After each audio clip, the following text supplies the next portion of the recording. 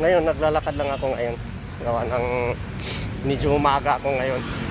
Kasi pag mula dito sa Sambat papunta sa trabaho, pag lalakarin mo 23 minutes lang guys. Bagong gawa na ano guys, Chowking. Katatapos lang nung nakarang mga 2 buwan na yata ang lumipas, tapos na. Alam niyo guys, dito sa gilid guys ay palayan na. Ayun, palayan na guys, ano, palayan, malawakan na tubigan na palayan. Kita-kita na yung bundok ng Mount Banahaw. Ayun, Mount Banahaw yan guys. Yan, sa ano yun, na malapit sa tirahan ko sa Nagcarlan.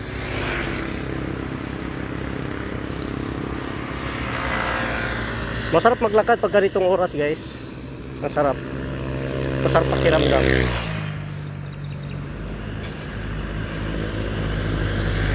Baka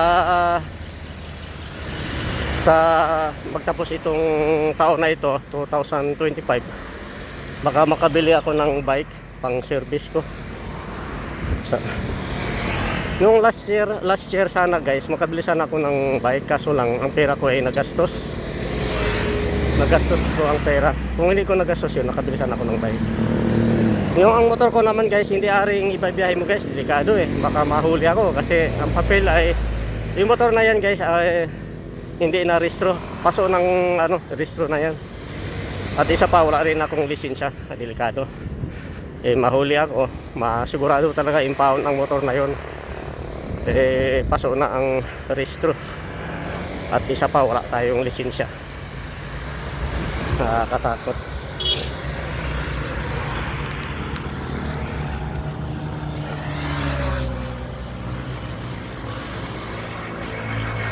Ang ganda ng sikat ng araw, oh.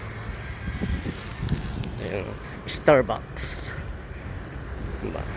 Ayan, kakatapos lang yan din guys na ano, na Starbucks restaurant yan.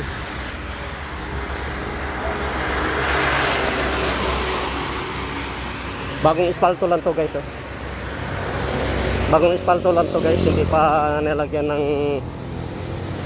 tawag nito, yung line.